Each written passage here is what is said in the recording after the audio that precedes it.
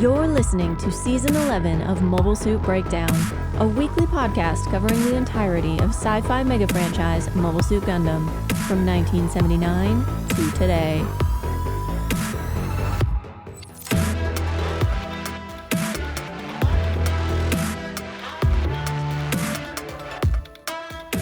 This is episode 11.4, A Gundam Fighter in Paris, and we're your hosts.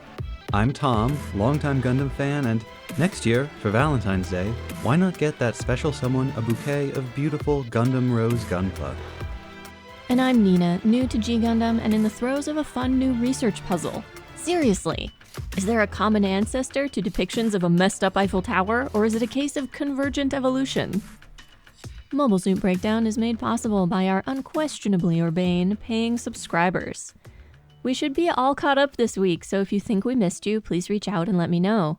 Speaking of, this is a good time to remind you all that we offer new shoutouts to anyone who has changed their name and would like a shoutout with their new name. All you need to do is email us or message us on Patreon. Thank you all, and special thanks to our newest patrons: Steve M., Mark H., Outlook Cov, Mighty D, Aaron L, TC240, La Quequeda, Garindra M, Domino Dorito, Moonfell, David, Ibrahim, Sam S, Stephen C, Brendan F, Frimfram, Allah R, Vapor Vlad, and another different David. You keep us Genki. And special thanks to world's largest George Desand fangirl for supporting us on Ko-fi, and to Mitchell J for buying us a book from our wish list. This week, we're covering G Gundam Episode 4, Iza Shobu, Shinku no Bara no Kikoshi, or Challenge, The Red Rose Knight, which originally broadcast on May 13th, 1994. The team for this episode includes some new faces. The script was written by Yamaguchi Ryota, his first for the series and for Gundam. He is better known as the head writer for Medabots, Cutie Honey Flash, Blue Exorcist, and multiple Digimon shows. Also joining the team are episode director Ashizawa Takeshi, a Victory Gundam veteran without many other credits to his name, and animation director Yoshida Toru, a prolific animator and member of the studio Anime R. Yoshida started his career on Fang of the Sung Dogram in '81, animated for everything from Char's Counterattack and Sarazanmai to Valvrave the Liberator and Yokai Watch, including a recent credit on Dandadan Season 2. This is his only time directing animation for G, though, so if this episode looks a little different from the others, that may be the reason. New character George Desand is played by Yamazaki Takumi, who also played Ares Mu in Saint Seiya, Bansai Kawakami in Gintama, and Miki in Initial D.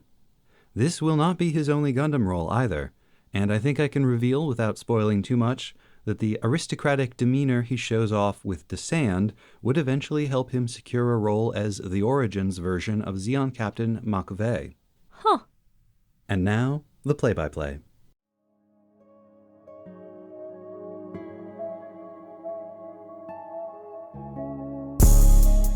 We interrupt our regular broadcast for a special report.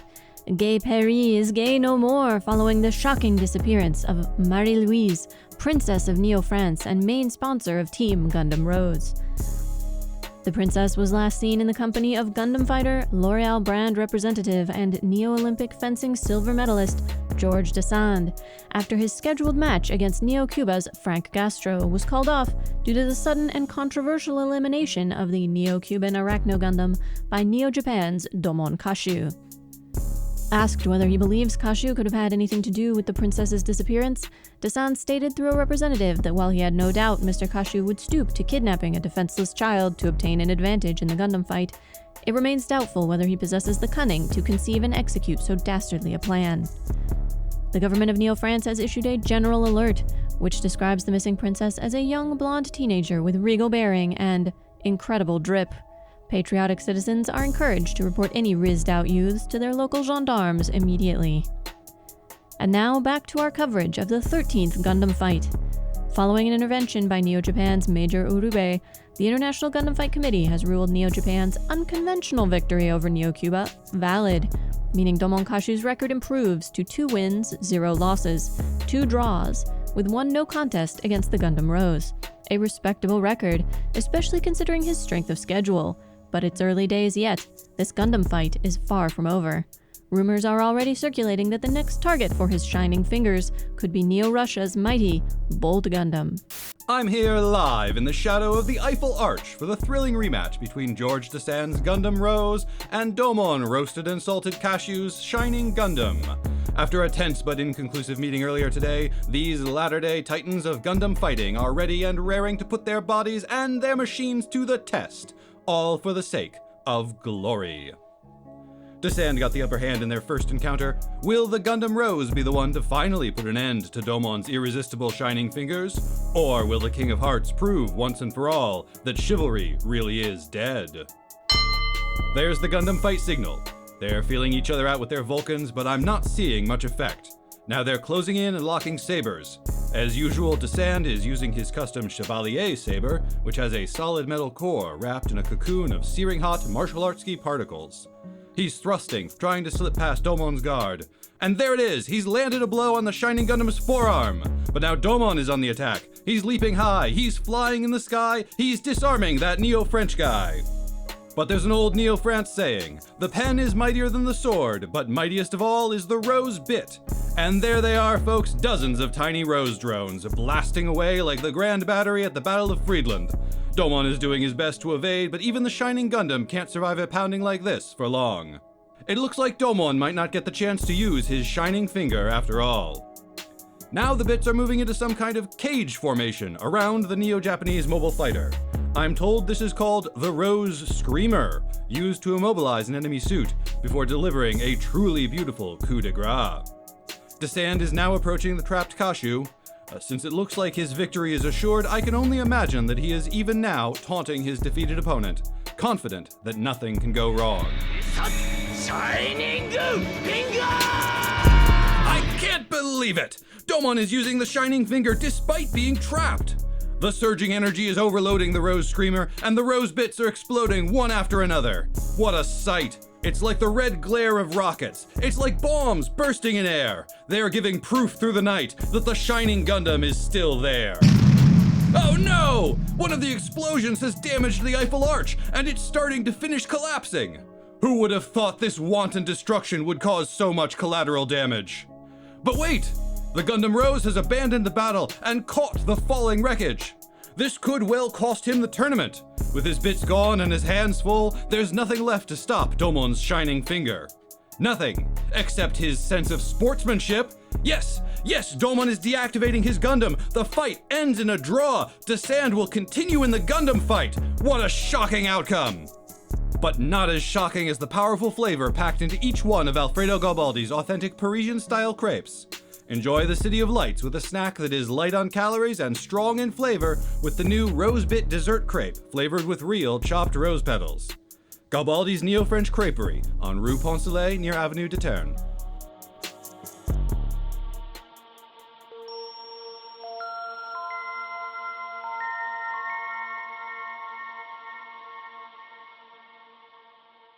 I have to get something out of my system first. Up Eiffel Tower! Up Eiffel Tower! It's all twisty. What do you think happened to it? I assume it got partially melted by some sort of beam blast. You know, as a tower gets older and older, it starts to droop a little bit. This is absolutely going to send me down a rabbit hole of, I want to say, like, very early French cinema. Because the first thing I thought of was Clair Obscur, Expedition 33, because they also have a up Eiffel Tower. But it seems very likely that both are referencing some earlier artwork. And I don't know, there's an image nagging at my brain, and maybe I'm like Mandela affecting it. I don't know. But I think some of the early silent films, one of them might have had a messed up Eiffel Tower in it. I guess it's a visual shorthand for, oh, things have gotten bad here. Something terrible has happened. Like, if you were doing a Revolutionary France story, you got to show the church that gets turned into a cannon foundry, right? Like, this is weird. This isn't how it's supposed to be. What would be the equivalent for New York? And I know they kind of did the Statue of Liberty, like, cut in half, but ignoring the Statue of Liberty, what would instantly tell you that New York City is still inhabited, life continues, but something has fundamentally changed? The Twin Towers are gone? I'm sorry, I had to do it. I had to do it. You asked. Gah. I think I blue screened. The other thing about the messed up Eiffel Tower, though, is that the fact that they haven't fixed it, the fact that it has been like this for some indeterminate period of time and has not been repaired is significant, right? It tells us about a certain amount of decay in society, especially now that we know that a substantial portion of Notre Dame Cathedral can burn to the ground and they will rebuild the whole thing if they have to. I think there's a shot, very briefly, like an establishing shot from the viewpoint of Notre Dame Cathedral, like looking out over the front sort of towers, and they look kind of ruined. Foreshadowing. Actually, the Eiffel Tower is literal foreshadowing for the episode, since seeing it bent over like that anticipates its final collapse at the end of the episode. I almost never get to say this, but it's a Chekhov's gun. They do show it to us so many times. There are at least 3 or 4 establishing shots of the scenery that depict the messed up Eiffel Tower. It's a great image. And it is, like, when you're walking around Paris, it's easy to see the Eiffel Tower from many different angles. Yeah, but they wouldn't need to show it to us so many times unless they had no other ideas. Or they really want us to be thinking about the Eiffel Tower in advance of that scene at the end. In talking about this episode, Imagawa said, French cinema proved surprisingly difficult to adapt to anime. And so instead of basing their depiction of France on some French films, they based it on a Swing Out Sister music video. I'm pretty sure there's only one Swing Out Sister music video from the right time frame that fits his description of the 2 performers just walking around Paris, and that's The Waiting Game, which we watched this morning before doing this recording. So that's our media diet for this week. A 4.5-minute long music video. That I didn't particularly enjoy, the song or the music video. Yeah, sorry about that. Merp, merp. The things we do for work. Yeah. To be honest, the song has kind of grown on me. It's definitely a cut above the rest of their oeuvre from the time. It's just a lot of, like, easy listening. I was going to say bland. Pop with mild to moderate jazz elements. With a video that includes a bunch of frankly odd interpretive dance moments. That's basically all of their videos from this period, though. Every one of their videos involves them, like, traveling to some sort of vacation location. Uncovered. Band established to pay for vacations as work expenses. I think their like first album or maybe their second album was just called like It's Nice to Travel. Okay, is this starting to sound like a scam? But you were saying, I apologize. I interrupted you. That's okay. Listen to the song. Watch the video. It's fine. If you don't like it, you probably will not like anything else they've done. So are we going to do a proper introduction, or are you just going to bleep out all my curses in that intro? Oh, I'll probably just bleep out all the curses in the intro. All right, moving right along. So, do you have a guess as to the country of origin of the Arachno Gundam, which appears briefly at the beginning of this episode? I don't have a guess for a specific country. I would be willing to guess, however, that it is somewhere in Central or South America. I do like its little green army cap. It is quickly becoming apparent the difference between Gundam fighters we're supposed to care about and ones we're not. Yeah. Like, look at the design of the Rose Gundam. So elaborate. It's got the bicorn hat, worn old style. It's got a cockade on there. It's got the, like, half cape manteau thing that the rose bits come out of. It's got the rose bits. It has an epee sort of beam saber thing. It has the one, I forget if they're called epaulets when they're over the shoulder with the fringe. Yeah, that's an epaulette. And of course we saw Chibity's Gundam Maxter and the Dragon Gundam. These are elaborately designed national Gundams versus the Neros Gundam and now the Arachno Gundam, which basically just have a weird head and one gimmick. That being said, although we hardly saw it in the show, I actually think the Scud Gundam looks pretty good. It's a very classic Gundam body, normal head, and then it's got like F-91 style VSBRs on the shoulders, and a pretty slick looking sort of sand rock kind of color scheme. There's a sort of neutral primary reason behind these design decisions, which is which ones are going to get made into Gunpla. And so those are the ones that get the cooler and more elaborate designs. But the deeper reasoning is like pretty much racism.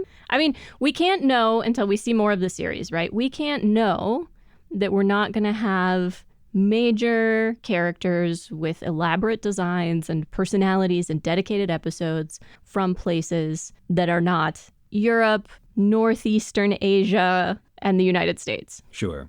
But one could easily imagine that being the rest of the show, that we just kind of gloss over all these other places or we catch brief glimpses of them. They are side characters, which is really just an extension of what a lot of countries and people living in those countries like Japan saw as how global politics was organized. Like, the countries that shaped global geopolitics were the countries in Europe, the US, China, Japan. Sure. Those other countries were not major players in global geopolitics in the same way. It lacks a certain creativity to not imagine that things might organize themselves differently in a sci-fi future, but this is not so much a show about reimagining the world. No, it is very much about projecting the specific moment of 1994 into the far future.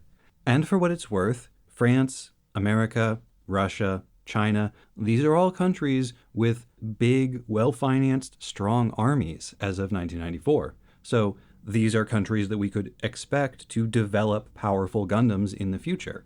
On one level, there's some good commentary here that even when you reconfigure the international order, even when you replace conventional warfare with something like the Gundam fight, the big, rich, powerful ones are still going to have an advantage. Well, which countries, which governments, which entities are most able and willing to spend a ton of money on their arms industry, on developing a mobile suit? And unless you do something radical to actually level the playing field, going out into space is not going to change things very much. The most powerful countries of today are going to build the most powerful space colonies of tomorrow. Now that we've framed it this way, I'm actually thinking nothing about this is supposed to make things more fair. Nothing about this is supposed to change the world order. All this does is take wars where this money would have been spread across an entire army and where thousands and tens of thousands and possibly hundreds of thousands of people would have died, and say, no, you're going to spend all that money on one guy and one piece of equipment, and that one guy might die. Even though the rules specifically state you're not allowed to target the cockpit. You could still die, certainly. It's hard to argue it's not dangerous. Of course. Though, you still have to maintain an army. Imagine a scenario where the United States wins the Gundam fight. Neo America wins the Gundam fight. But if you don't still have an army, even though you've won the Gundam fight, Neo China could invade. Any treaty, any international law is only as strong as the ability of the participants to enforce it. Mm-hmm. That said, this has all been diegetic about the world and the commentary and the art of it all. What about the commerce? These decisions were not made by the people making the show. The decisions about which mobile suits were going to get the full treatment and which ones were going to be disposable, that was made by Bandai. I do not think at this stage Gundam has become an international enough franchise for those decisions to be based on which countries they think are buying Gunpla. Not international markets, but which countries might a Japanese audience be most interested in? That's where I was going with it. Which countries have fandoms? Mm-hmm. They do, however, give the baddies such interesting character design and clothes. I mean, they look like street punks, right? But like street punks out of some sort of post-apocalyptic fiction. Mm-hmm. They're all wearing weird masks. One of those guys was wearing purple overalls. Which stands out all the more in Paris. It's not like Italy where the whole city is destroyed and abandoned. Two-tone mohawks, a weird Ren Fair-ish tunic. Like, One guy has, I think, a hockey mask and goggles. A couple of them have the like medical face mask that I assume is full of like paint thinner or something else to get them high. Tom mentions that because that was a stereotype about like biker gang teens and young adults in Japan, that they would wear the face mask, but it wasn't for health and safety purposes. It was so that they could put substances on the inside of it and huff them and get high. I am so sorry to have to tell you this, because I know you've been feeling more in touch with your own Cuban heritage lately. Oh, is that a Cuban? It's the Neo-Cuba Gundam. Eh. Knocked out of the tournament before it could even get started. And can you guess the name of the pilot of Neo-Cuba's Arachno Gundam? This is a stupid challenge. There's no way you could possibly guess. I mean, unless it's Castro with the serial numbers filed off, then no, I'm not going to guess. His name is Frank Gastro. So, sorta. Yeah, basically. I was close. George is, I think, our first Bishonen Gundam fighter. Speaking of characters with obvious name references, yeah, he's beautiful. And you notice there's that one scene where he walks out onto the terrace and he's looking at the bent over Eiffel Tower and it's bent towards him and his hair is bent towards it, almost as if they're bowing to each other. His hair, every time I saw it, made me think of like an eagle's beak. But he's clearly meant to be very pretty. There's kind of a Rose of Versailles thing going on. Kind of is underselling it. Well, except for the fact that the design of the Gundam Rose and the whole general vibe is more Napoleonic. Certainly up to a point, and definitely with the Gundam Rose, like that shoulder cape thing it's got going on is a classic hussar affectation, appropriate to the time period, as is the hat, as is the cockade. However, when George de Sand processes down the boulevard, flanked by trumpeters on both sides to get into the Gundam Rose, the trumpeters are dressed in much more of like a late Second Empire style, which, now that I think about it, also technically counts as Napoleonic. So. I was gonna say. And they've got a princess now, or at least they've got someone they call princess. Whether that means they actually have a monarch or not, she might just be a very fancy Ojo-sama. I feel like you see that fairly often in Japanese media, like fancy young ladies are referred to as princess, especially by their dashingly heroic knights. I would not have thought they were being figurative, especially since George more or less equates the princess with their nation. And she doesn't carry money. That's a classic royalty thing. So, like, Napoleon was never deposed, I guess. Or they brought back the heirs to the Napoleonic dynasty. All right, so the Rose Gundam has that like red disc behind its V-fin on its bicorn hat. Mm-hmm. This is a reference to the cockade, which was a standard like decorative element for the bicorn. The revolutionary cockade of France is fairly famous, but there were lots of cockades worn in that period of European history. And not just European history, actually. They were worn sort of all over the world. And the colors of the cockade indicate like what nation you're from. They're the national colors usually are put on it. It's a red disc on a white Gundam face with a yellow V-fin. And it's hard to know exactly which of those colors are supposed to be the relevant ones. Mm-hmm. But if it's red and yellow, that would be Spain. And there was a branch of the Bourbon dynasty that ruled in Spain. So maybe the implication is that Neo-France has like dug up some of the old Spanish Bourbons and made them the royalty of France. Maybe. Alternatively, if it's just supposed to be a red disc or a red disc with like a white circle around it, that would be Japan. So maybe the Emperor of Japan has become the king of Neo-France. I'm sure any episode now, they will give us a deep dive into the politics of the world of the future century. It's coming. One of these days, I'm going to get it. But you could be right. Maybe they did find themselves a new old Napoleon, or Neopolian, if you will. There are a few Napoleons still knocking around. I think one of them is an investment banker. Somehow all the scions of fallen noble houses always wind up working in investment banking. They have money and connections, which is really all you need.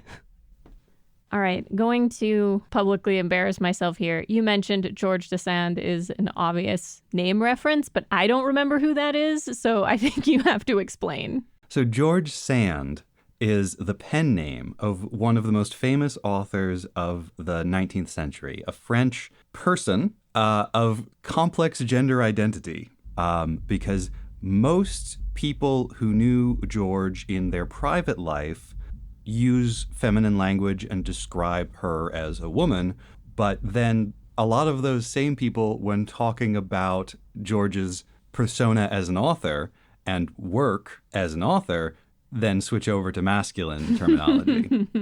And George wore men's clothing, but not exclusively, and explained it as being a practical concern rather than one of identity, though a person might say that in public either way.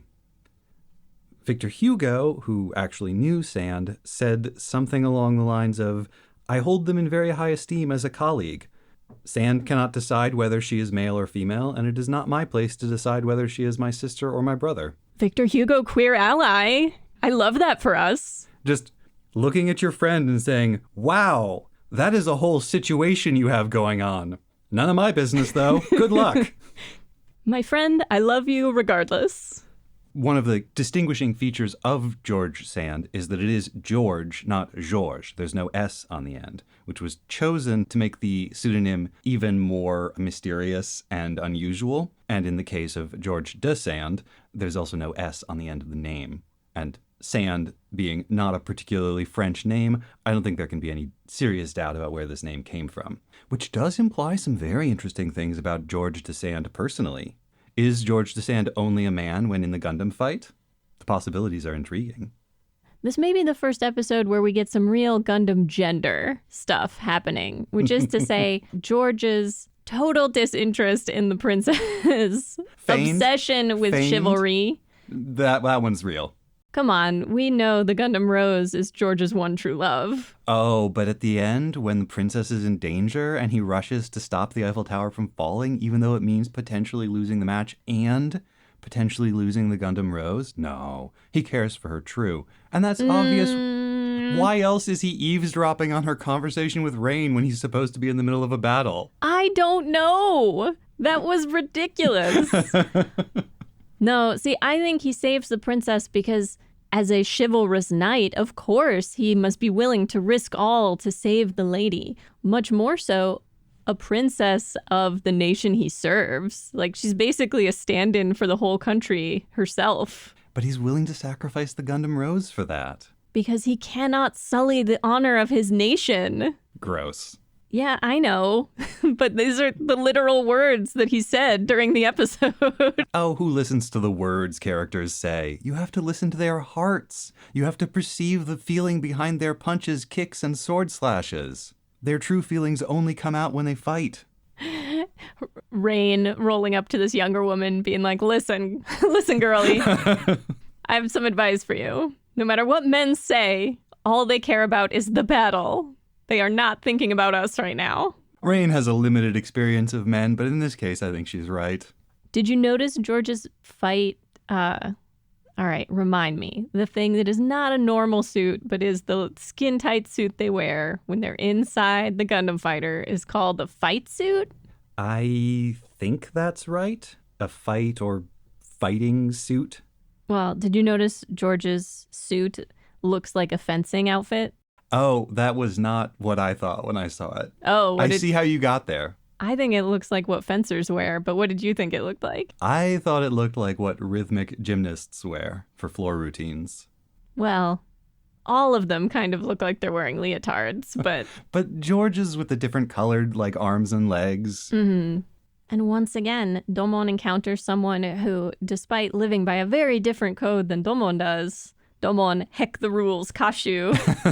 Such a little punk. I love him. He spares George because he respects him. Each of the Gundam fighters that Domon has spared or fought to a draw represents a different martial virtue.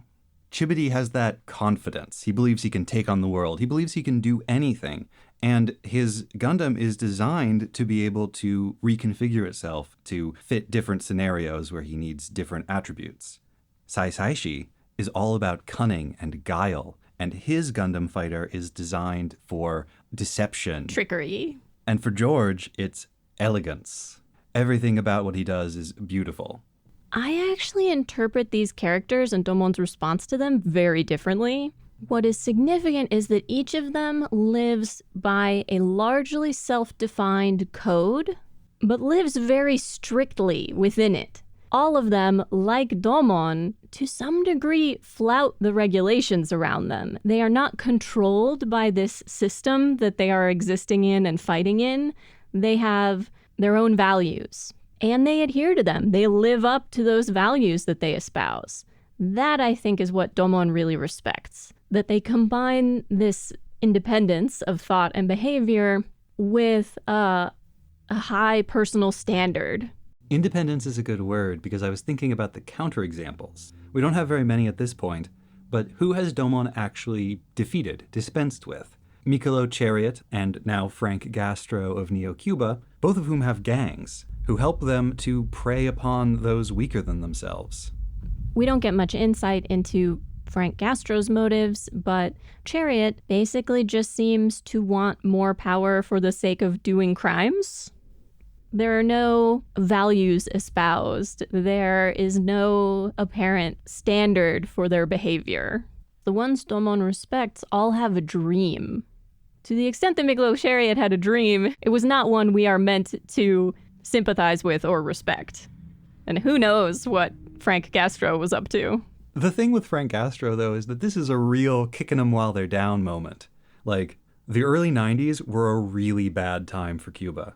The country, because of the US blockade, had depended on Soviet Russia for all kinds of imports. And the collapse of Soviet Russia meant that Cuba was in just like a complete economic depression.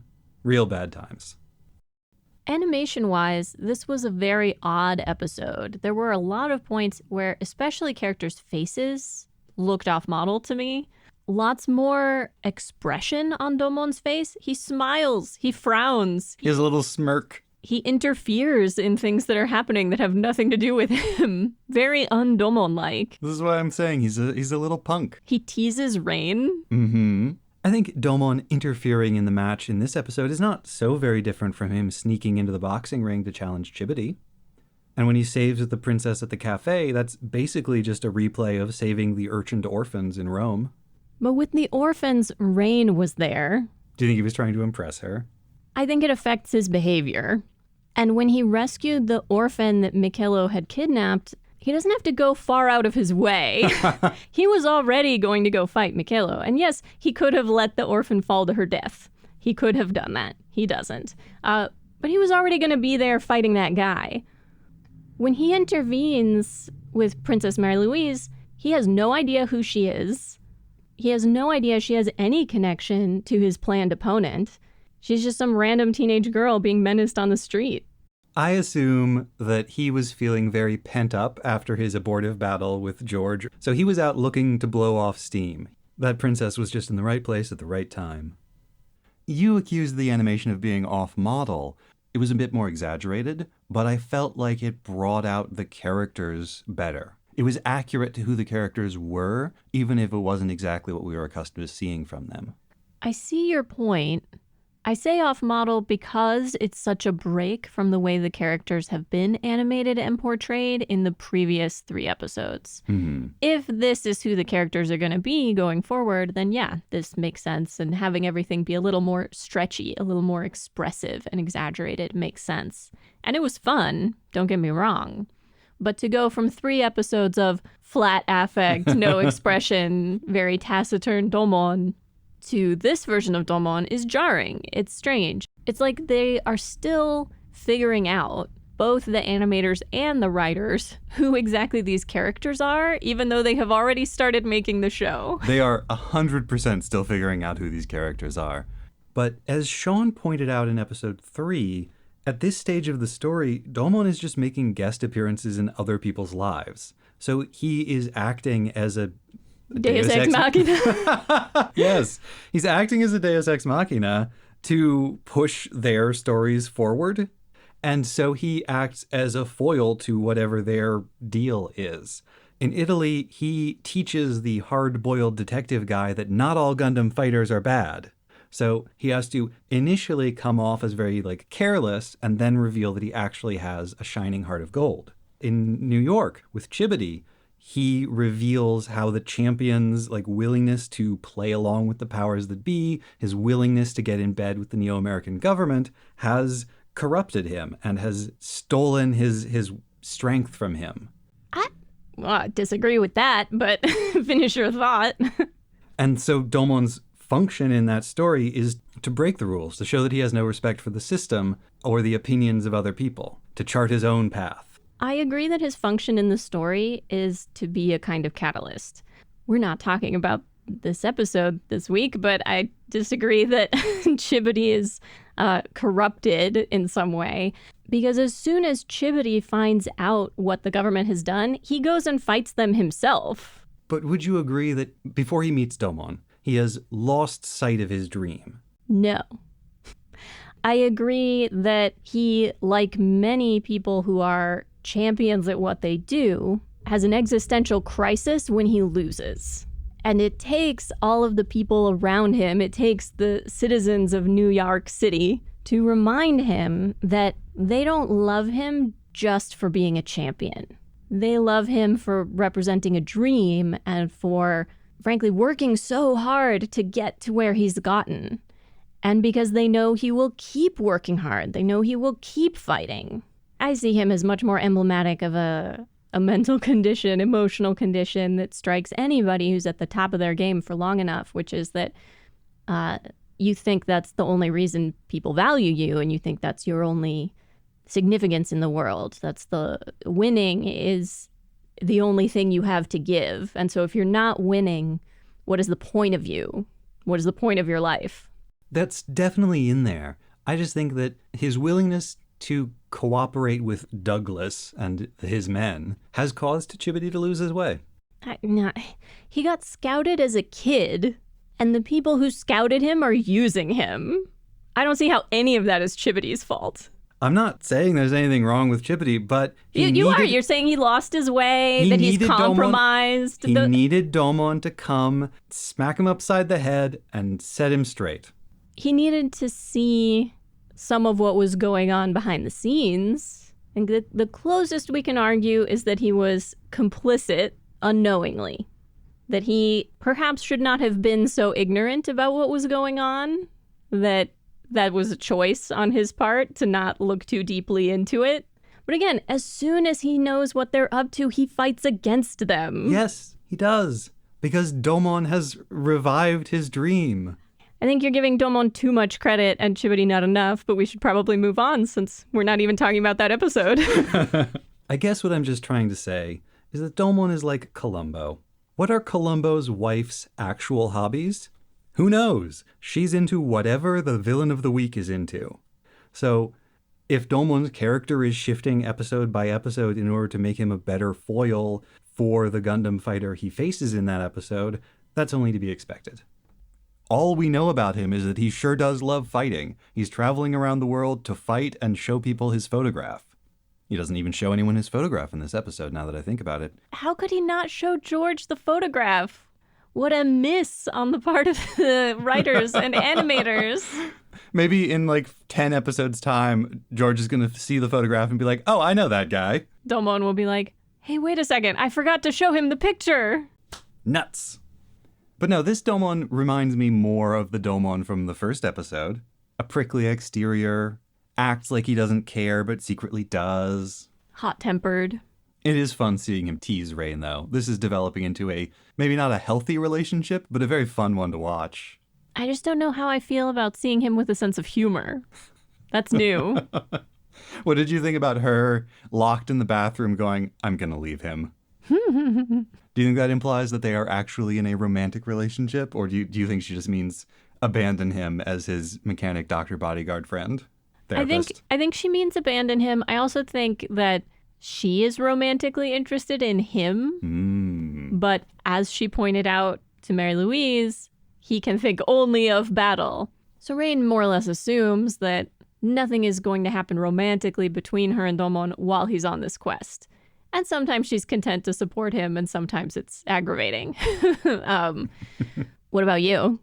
I plead I know too much about the series. Oh, I see. Here I am, trying to solicit your opinions, have good conversation. I can't have good conversation. I've watched too much Gundam. You've been gagged by our spoiler rule. Apparently, they felt like they needed to drop a few more hints about the photograph and about Domon's mission. We get a mention of a professor, and Rain refers to Domon's father's situation. And there's that brief clip of some guy who looks kind of like Zeon Daikun lying in state surrounded by flowers. Is that the professor or Domon's father? Are they the same person? What is his situation? If Domon is taken off the project, he, the guy surrounded by flowers, will be like that forever. Dun dun dun. Love the implication. The army officer they're talking to, who's complaining about this flagrant breach of the rules when Domon took out the Arachno Gundam, implies that Domon was only made the Gundam fighter because of his connections to somebody, presumably his father. So even though Domon is the martial arts champion of the colonies, he still only got to be Neo Japan's Gundam fighter because of nepotism. Great system you got there, guys. Well, I have some sympathy because have you been paying attention to Domon's behavior? Is this the guy you really want to entrust with the fate of your government? Well, now that I know he's a Nepo baby, his behavior makes a lot more sense. I'm just saying, you might be willing to accept a slightly worse fighter who's a bit more responsible. Is Neo France the first country we've encountered who has actually picked a responsible Gundam fighter? I am not willing to concede that Saisaishi is irresponsible. It was not Saisaishi's fault that he got separated from the Dragon Gundam. We don't know that. And then he did everything possible to get it back, which is his responsibility. Nina Gundam Podcast, infamous Saisaishi apologist. The episode frames it as him being irresponsible, though. The monks end by being like, oh, we're going to raise him right so that this never happens again. They act like it's his fault. I did not interpret that comment as being reflective of Saisaishi's behavior coming into this, but more of the bandits running amok is what happens when people without principles have too much power. And so we are going to continue Saisaishi's education so that he has discipline and values and, wields the power of the Dragon Gundam with honor and duty and respect. I just think that for all that we saw Saisaishi at his most mischievous, at his most, I'm going to cause problems on purpose, the stereotype of a young person who has grown up under strict martial arts training for basically their entire life in like a monastic system, you would expect that kid to be pretty responsible most of the time. A child raised under a domineering parent in strict discipline could also yearn to break free. Maybe he's on martial arts Rumspringa. Whatever his upbringing, it clearly hasn't crushed his spirit. We mentioned the music video already, but I think it was odd how little of Paris it felt like we saw in this episode, especially compared to the New York episode and the Rome episode. Well, there's the palace where they have the party. I'm pretty sure that's the Palais de Luxembourg. And they do show the Eiffel Tower, of course, and the Arc de Triomphe. The music video we watched doesn't really have a lot of Paris in it, for all that it was Imagawa's main reference. What he actually said they got out of it mostly was like depictions of safety railings and staircases and other kinds of invisible architecture. And that the overall point of what they were trying to express with Paris is that it was a city that had once been very beautiful, but was now old and decaying. Which we certainly get some of. I just mean from a recognizable sights perspective, you wouldn't necessarily think that for a foreign audience, for a Japanese audience, they would know more about or have better resources on the sights of Rome than the sights of Paris. Yeah. I lived in Paris for like a year, and you were there for... half a year? The Paris as depicted in G Gundam does not really resemble the Paris either of us experienced, I don't think. Well, there's so little of it. And I mean, there are street-side cafes. That's certainly accurate to Paris. And with that, we are off to Neo-Russia, the last location on Domon's list. There's a bit in the Next Time Ons. I don't know if you watched it. I did not. The Next Time Ons opens with the line, "It's the moment you've all been waiting for. Domon Kashu is imprisoned." He deserves it. That's for hilarious. His many crimes. For his treatment of Rain. For his flouting of the rules of the Gundam fight. He loves quoting the regulations, but he does not love following the regulations. Well, he said that he got the fight signal first, so it's okay, right? He was following the rules. There's nothing in the rule book that says you cannot kidnap a princess. She kidnapped herself. That's not his fault. How old do we think she is supposed to be? I feel like she could be anything from 12 to 18. I really don't know. She is 13 years old. Aw, she's got a crush on the Gundam fighter. And he had better not do anything about it. He clearly doesn't intend to. She's fangirling out. I feel like 13 is a prime age for girls to develop powerful crushes on celebrity figures. She reminded me so much of that bit in Men in Black. It's during the testing process for new recruits. Uh-huh. And they take them to the shooting range, and they've got all these different aliens popping out, doing pull-ups on lampposts or whatever. And then the one person in the lineup you're actually supposed to shoot is the little blonde girl walking around the slums carrying like a astrophysics textbook. Do you mean that she looks visibly similar, or that she feels out of place or ought to be recognized as dangerous? Like, I don't quite get what you're saying with this comparison. I'm saying when she is at that cafe and she's surrounded by the Neo-Cuba delegation in their like 80s sci-fi street punk getups, she is the most dangerous person on that street. With her power, with her influence, with her clear alignment towards chaos. Self-centeredness. The girl who, when frustrated in her romantic pursuits, starts an international incident is a girl of whom one should be wary. Something about her character design made me think of Dragon Ball. Expand on that. Something about the shape of her face, the shape of her eyes, the way they've drawn her hair in certain scenes, her build, which, you know, for a 13-year-old, this isn't surprising, but is not a particularly shapely build. And this is a popularly shared comment about Dragon Ball, is that the creator couldn't really get the hang of, like, drawing women and mostly just gave them the same bodies as men. Mm-hmm. And total serendipity, but so satisfying. I recently saw someone share a screenshot from Dragon Ball of young Bulma that looks very much like the Princess Marie-Louise in her slumming it outfit. Her streetwear. Yeah. Her hype beast getup. I see what you mean. To me, the essence of Dragon Ball's art, of Toriyama's art style, is roundedness. All the curves, short, squat, fat dudes, the rounded muscles, like there's a liquid element to all the art. And I don't see that with her. She's too skinny, too angular. It's like a lot of the same aesthetic elements, but without the same artistic style. Which would make sense if it was inspired by Dragon Ball, but animated and drawn by people who aren't working on Dragon Ball.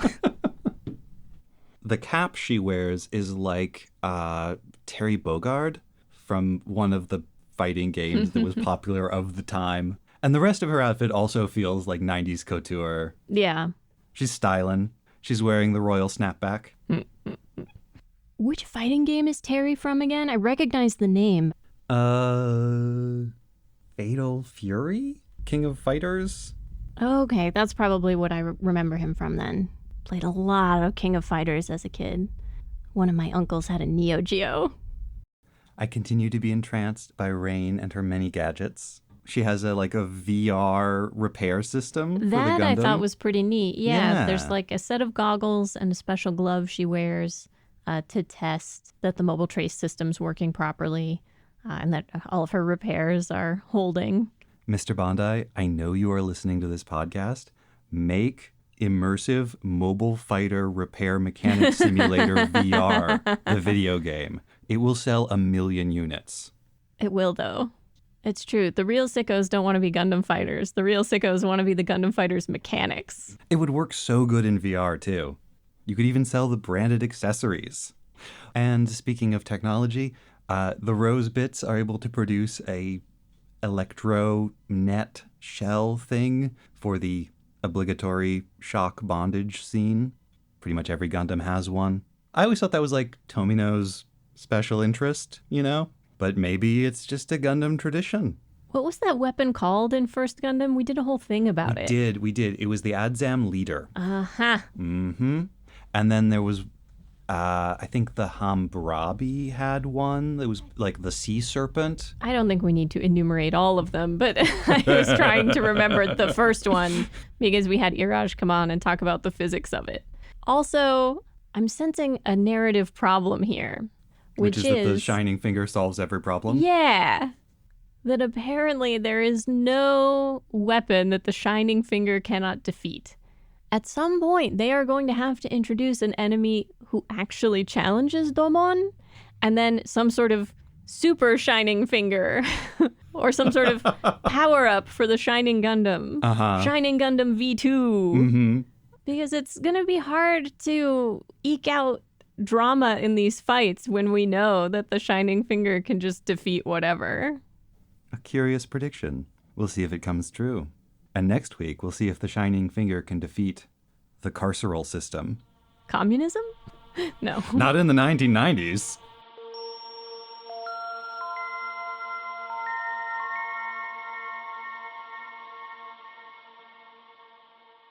Victory Gundam first aired in April of 1993 and G Gundam in April of 1994. That's only 1 year of world happenings to cover, and yet so much happened that I really struggled to condense it down to a reasonable overview. So I'm going to divvy it up. This week I will talk about the world, and next time I'll focus on Japan. Even then, some events I will really only be able to refer to without providing much or any explanation.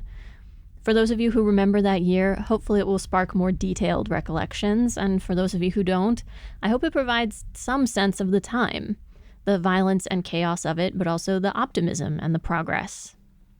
In the realm of politics, economics, and global affairs, the Supreme Court of Bolivia sentenced former dictator Luis Garcia Mesa to 30 years in jail without parole, and Paraguay, coming out of decades of dictatorship, held its first ever, or second, depending on the source, free presidential election. A failed self-coup forced the president of Guatemala to flee the country, and Peru ratified a new constitution. UN sanctions against Haiti were reinstated after UN peacekeeping forces were prevented from entering the country by the military regime.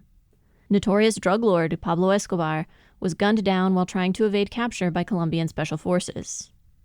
The president of Sri Lanka was assassinated by a Tamil Tiger suicide bomber. A coup in Burundi sparked a civil war. The Battle of Mogadishu, more commonly known in the United States as the Black Hawk Down incident, part of the ongoing U.S. and UN intervention in the Somali Civil War, happened during this one-year window, as did a successful military coup in Nigeria. Just weeks before G Gundam hit the airwaves, the Rwandan genocide began. In South Africa, the Transitional Executive Committee, a government in waiting and the first official government body in South Africa with black members, was established and held its first meeting, and South Africa adopted a new national flag, replacing that which had been used during apartheid. Nelson Mandela and F.W. de Klerk were awarded the 1993 Nobel Peace Prize. The Oslo I Accords, a framework to resolve the ongoing Israeli-Palestinian conflict and the first face-to-face agreement between the government of Israel and the Palestine Liberation Organization, were officially signed in a public ceremony in Washington, D.C., after which PLO leader Yasser Arafat and Israeli Prime Minister Yitzhak Rabin shook hands. Israel and the Holy See began the process to establish diplomatic relations. Yemeni kidnappers abducted an American diplomat to use as a bargaining chip with their own government. Libyan human rights activist and known opponent of Muammar Gaddafi, Mansour Rashid al-Kikia, disappeared in Cairo. U.S. President Bill Clinton ordered a cruise missile strike on Iraqi intelligence headquarters in Baghdad. The Iraq disarmament crisis was ongoing. In August and September of 1993, Russia withdrew its troops from Lithuania and Poland. That autumn, Russia underwent a constitutional crisis, and the power struggle between President Yeltsin and the Russian parliament culminated in a self-coup and the violent suppression of an uprising against the president, referred to in Russia as the October Coup or Black October. By the end of the year, Russia had adopted a new constitution. In January of 1994, the presidents of Russia and the United States negotiated the Kremlin Accords, an agreement that the two countries would no longer pre-program strategic nuclear missiles to be targeted at each other. The accords included an agreement to dismantle the nuclear arsenal in Ukraine. The North American Free Trade Agreement between the United States, Canada, and Mexico went into effect and sparked the Zapatista uprising in Chiapas, Mexico. Rudy Giuliani was elected mayor of New York City. The Waco siege, a 51-day standoff between a cult compound and the FBI, ended in a fire that killed 76 people, many of them children. The United States Department of Defense issued its notorious Don't Ask, Don't Tell policy, prohibiting U.S. service members from inquiring about the sexuality of their comrades and prohibiting any gay service members from being out while serving. The European Union was formally established when the Maastricht Treaty took effect in November of 1993, and Finland joined the EU in April of 1994. Eritrea gained independence from Ethiopia, and Eritrea, Monaco, and Macedonia were admitted into the United Nations. Macedonia under a provisional name, the former Yugoslav Republic of Macedonia. Hey, I know about those guys. Moldova held a referendum on reunification with Romania. The majority voted no. The International Criminal Tribunal for the former Yugoslavia was created at The Hague. The Bosnian War, part of the breakup of the former Yugoslavia, was ongoing. There were mass protests in Belgrade, Serbia against Milosevic's regime, and the opposition leader there was arrested. The two sides in the First Nagorno-Karabakh War, an ethnic and territorial conflict between Armenia and Azerbaijan, which began in 1992, entered ceasefire negotiations in February of 1994, though the ceasefire wouldn't begin until May of that year. And Kazakhstan's government signed on to the Treaty on the Non-Proliferation of Nuclear Weapons, as well as agreeing to dismantle the more than 100 missiles left in Kazakhstan by the dissolution of the USSR. In Northern Ireland, there were numerous killings carried out by both the Ulster Freedom Fighters and the Irish Republican Army, but tensions cooled somewhat with the Downing Street Declaration in December of 1993, which, among other things, affirmed both the right of the people of Ireland to self-determination and that Northern Ireland would only be transferred from the UK to the Republic of Ireland if the majority of its population voted in favor. In Austria, multiple advocates for the rights of ethnic minorities and immigrants were the target of letter bombs. In Italy, a right-wing coalition led by TV tycoon Silvio Berlusconi won the general election. In science, technology, and the environment, the World Health Organization declared tuberculosis a global health emergency. On a personal note, I remember being tested for TB annually in elementary school. Mathematician Andrew Wiles presented a proof of Fermat's last theorem, which had been unsolved for more than 300 years.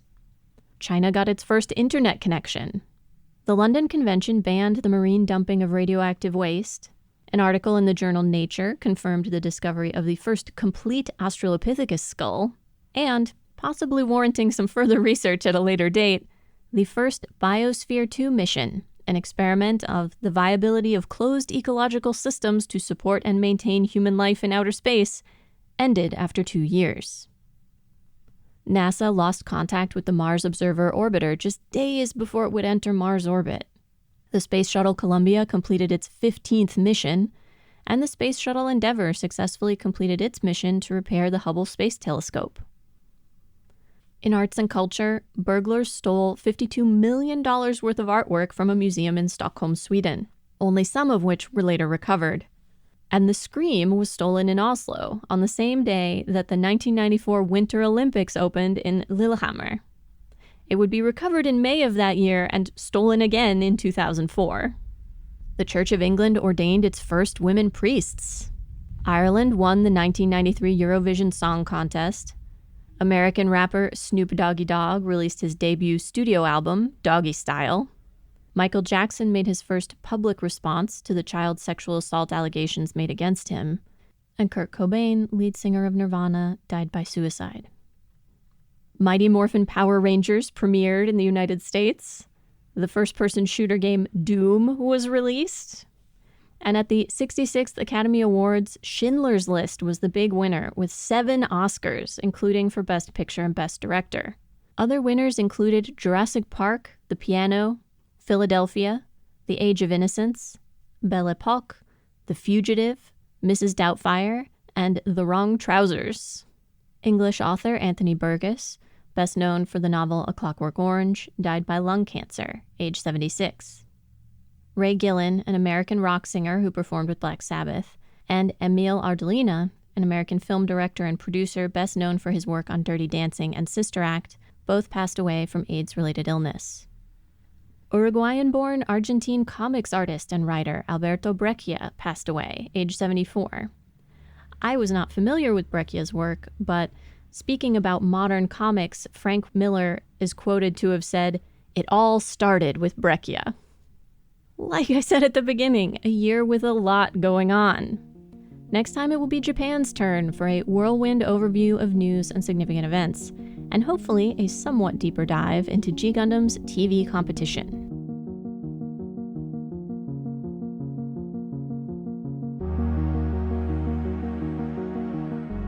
Next time on episode 11.5, To Russia with Fight, we research and discuss G Gundam episode 5 and Freezing Rain. Siberian Alcatraz. Domon has a face police really like to punch. Arrested for Gundam crimes. They grow 'em big in Siberia. Help him, Domon Kashu, you're his only hope. Adding fire to the fuel. Prison abolition. Welcome back, Gundam Hammer. Go for the eyes, Argo! Go for the eyes! Mutual disarmament. And, in the end, are we not all prisoners trapped by Earth's gravity? Ready, go!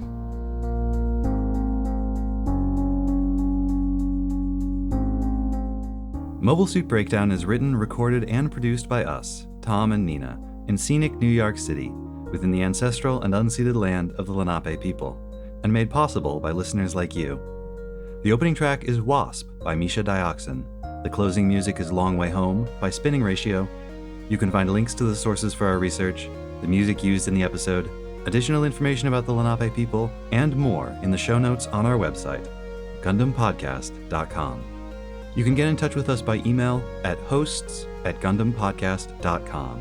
If you'd like to support the show, please tell your friends about us, leave us a nice review wherever you listen to podcasts, or if you'd like to support us financially, you can do so at GundamPodcast.com/Patreon. Or look for other ways to support the show at GundamPodcast.com/support. Most of all, thank you for listening. Are you ready to come down to Neo New York and throw hands over your Gundam opinions? No? That's because you lack conviction. Or maybe you just haven't heard an opinion worth fighting over yet. So how about this one, submitted by Topaz?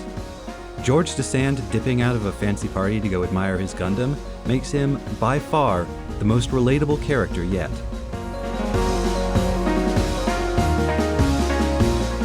If I could squeak like a hamster, I would. A miniature giant space hamster. Yeah. I was like, I remember those street names. I'm disappointed that I couldn't even get a snicker. I mean, there was so much of that where I was just like, oh man, okay. But yeah, nothing you do shocks me anymore. I kept my groan internal because I didn't want to throw off your groove, but when you pause for applause, when you pause for laughter, you do rather put me on the spot. But the way the rose bits were animated was so cool. It was so beautiful. Do you think Neo America has maintained a blockade on Neo Cuba? But inculcating values, like That's a fairly non-controversial role of parenting. I disagree strongly. Controversy.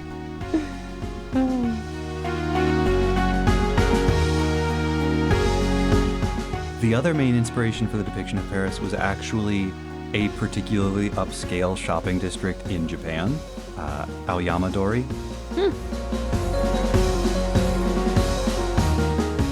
And then she has the safe cracker that she uses to get out of the toilet. The impression is of her just kind of MacGyvering together whatever electronics were already in the bathroom and on her person. That safe cracker was built out of a disassembled bidet or something. Yeah, except actually, she's like, ugh, it's like he doesn't even remember that I'm a mechanic. To be fair, Japanese bidets are pretty high-tech. The shining finger makes Domon so chuny. The whole bit about I have a hand with special powers and it tells me to defeat you is straight out of the Chuny handbook. It's anachronistic though. That wouldn't become a thing until 10 years after this. Nobody was calling it Chuny. No. Not in the mid-90s. But these are the sacred texts, the ancient influences. Everything happens so much.